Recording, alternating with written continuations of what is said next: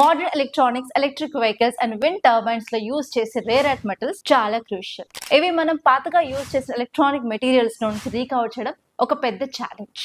And ఇది చాలా అవసరం కూడా. అండ్ ఇది మన ఎలక్ట్రానిక్ వేస్ట్ మేనేజ్మెంట్ లో కూడా ఎన్వైరన్మెంట్ కి సంబంధించి ఒక పెద్ద ఛాలెంజ్ గా మారింది. ఇప్పుడు rice university researchers green development method ని తీసుకురావడం జరిగింది. అదే flash joule heating with chlorination method. ఈ ప్రాసెస్ లో ర్యాపిడ్ హీటింగ్ ని క్లోరినేషన్ తో కంబైన్ చేసి డిస్కార్డెడ్ మ్యాగ్నెట్స్ నుంచి ఈ మెటీరియల్స్ ని సపరేట్ చేస్తారు.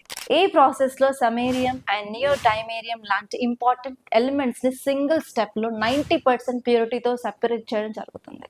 ఈ ఇన్నోవేషన్ చాలా సస్టైనబుల్, ఎందుకంటే ట్రెడిషనల్ మెథడ్స్ లో కంపేర్ చేసుకున్నట్లయితే ఎనర్జీ యూసేజ్ ని అండ్ అలాగే ఎమిషన్స్ ని 84% వరకు తగ్గిస్తుంది.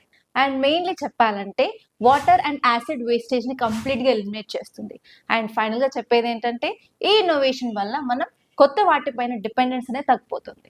అండ్ ఈ వేస్ట్ మేనేజ్మెంట్ కి ఒక ఎకనామికల్ వయబుల్ సొల్యూషన్ అవుతుంది.